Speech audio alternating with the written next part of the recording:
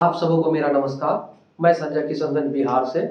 हम लोग पढ़ रहे थे 8वीं कक्षा के गणित पुस्तक को, और 8वीं कक्षा के गणित पुस्तक के जो अध्याय 3 है उसके एक्सरसाइज प्रश्नावली 3.1 पढ़ रहे हैं। और 3.1 के अब तक हम लोगों ने 3 नंबर तक के प्रश्न को पढ़ चुका है।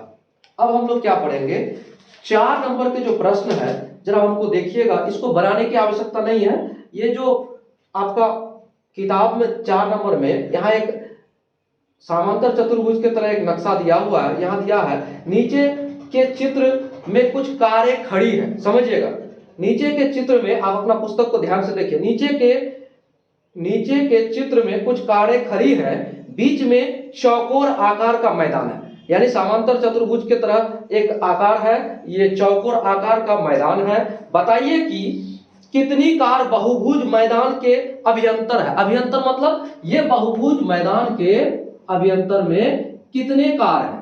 तो आप गिनती कीजिए, 1 2 3, उसके बाद 4 5, यानी 5 अभ्यंतर है। इसके अंदर में 5 है। तो आपको जवाब देना होगा। इसका आंसर होगा,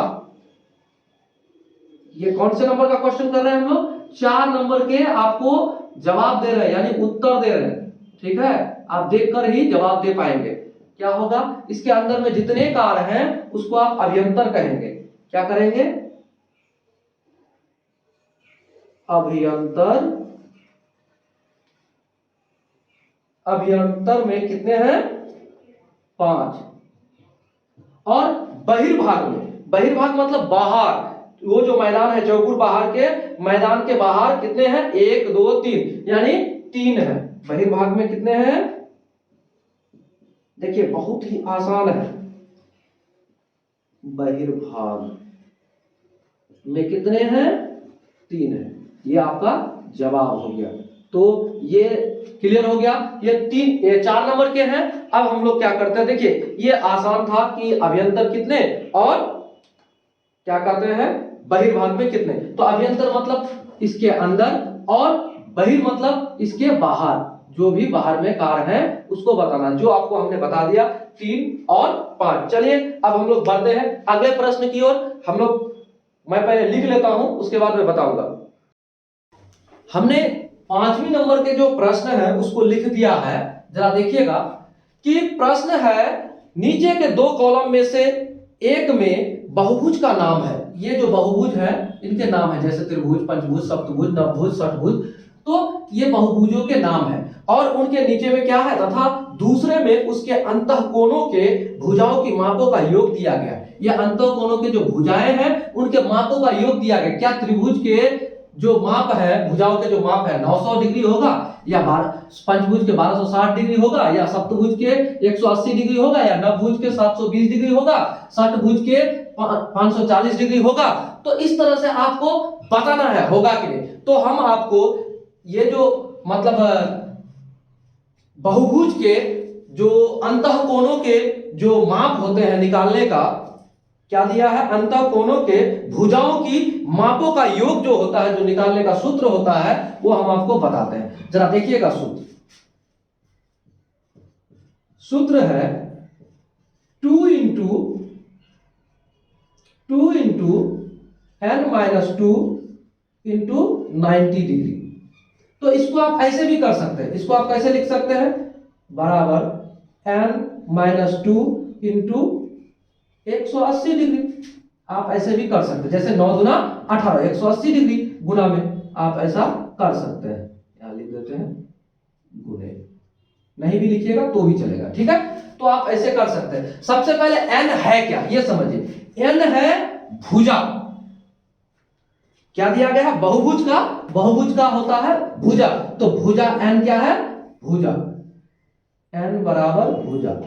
ये आप क्लियरली जान लीजिए, n बराबर भुजा। तो देखिए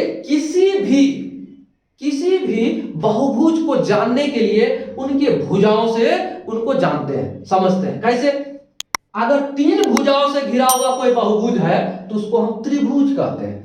अगर 4 भुजाओं से है तो चतुर्भुज कहते हैं। 5 भुजाओं से है तो पंचभुज कहते हैं, 6 भुजाओं से है तो षटभुज कहते हैं, 7 भुजाओं से है तो सप्तभुज कहते हैं, और 8 भुजाओं से है तो अष्टभुज कहते हैं, अगर 9 भुजाओं से है तो नवभुज कहते हैं। तो आप तो क्लियर हो गए कि त्रिभुज का भुजा कैठो है भाई, त्रिभुज का 3 है, कितने हैं 3 है, पंचभुज का कितने हैं 5 है, सप्तभुज का कितने हैं 7 है, भुजा नवभुज के कितने हैं 9 है, और षटभुज के कितने हैं 6 है। तो आपको अब क्या करना है, इन भुजाओं के सहायता से क्या निकालना है, आपको पता करना है कि किसका मान कितना होगा। त्रिभुज के जो भुजाओं के अंतःकोणों के जो माप है वो कितने होंगे। तो आप क्लियर हो गए ना, त्रिभुज में कितने भुजा है 3, पंचभुज में कितने हैं 5, और सप्तभुज में 7, और नवभुज में 9। ये आपको समझाने के लिए लिख रहे हैं हम, ये जरूरी नहीं है लिखना, लेकिन आपके लिए। षटभुज में 6। तो अब हम त्रिभुज का 3 है तो पहले सबसे पहले त्रिभुज का ही हल निकालते हैं। देखिएगा n - 2 इंटू 180, उसी को करते हैं n - 2 इंटू 180 डिग्री। तो इसको हम निकालेंगे कैसे, त्रिभुज का 3 होगा भुजाओं की संख्या, तो 3 - 2 गुणे 180 डिग्री, तो क्या हो जाएगा 3 से 1 घटेगा, 2 घटेगा तो 1 गुणे 180 डिग्री बराबर 180 डिग्री। तो त्रिभुज का मान निकल गया, त्रिभुज में हमने मान बैठा दिया, किसका, त्रिभुज का कितना आ जाएगा बोलिए 180 डिग्री। क्लियर हो गया। अब आते हैं पंचभुज के बारे में। पंचभुज के बारे में जानते हैं, पंचभुज 5 भुजाओं से, तो सबसे पहले इस फार्मूला को लिखिए n - 2 इंटू 180 डिग्री। तो n कितना है 5 - 2 गुणे 180 डिग्री।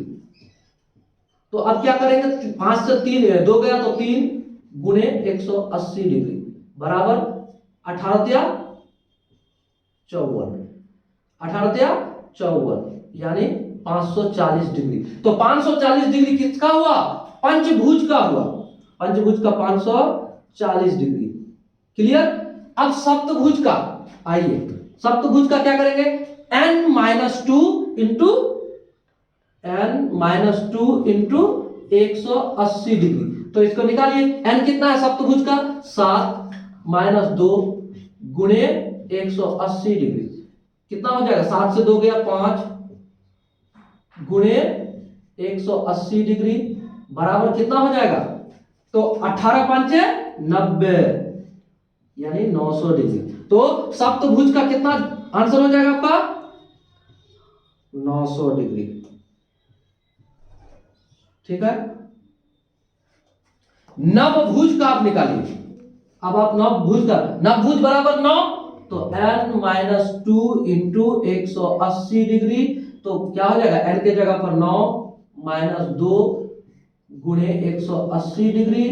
अब क्या होगा, 9 से 2 गया तो 7 गुणे 180 डिग्री बराबर कितना होगा, 18 का 18 7 बार पढ़िए, 18 5 90, 18 से 108, 18 7 126, 126 यानी 1260 डिग्री। तो 1260 डिग्री किसका हो गया, नवभुज का 1260 डिग्री। अब आइए षटभुज का। देखिए हमने किसको किसको लिख दिया, 180 वाले को लिख दिया, अब उसके बाद 540 वाले को लिख दिया, अब उसके बाद 900 यहां लिखे हैं तो 900 कहां है भाई, इसको लिख दिया, अब उसके बाद 1260 इसको भी लिख दिया, अब बचा क्या 720। तो 720 किसका होगा, षटभुज का 720 होगा। चलिए हम उसको भी निकाल कर बता देते हैं, 720 ही होगा। चलिए n - 2 इंटू 180 डिग्री, n कितना होगा षटभुज का 6 - 2 इंटू 180 डिग्री।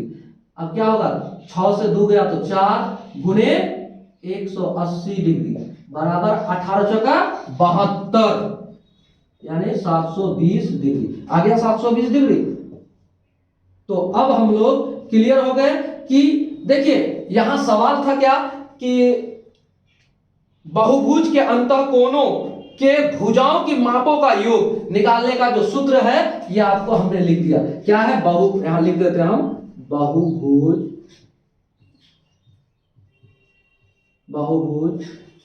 के अंतःकोणों के, बहुभुज के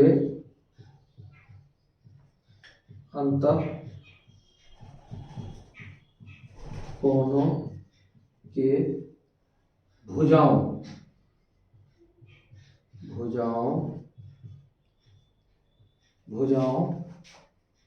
की मापों का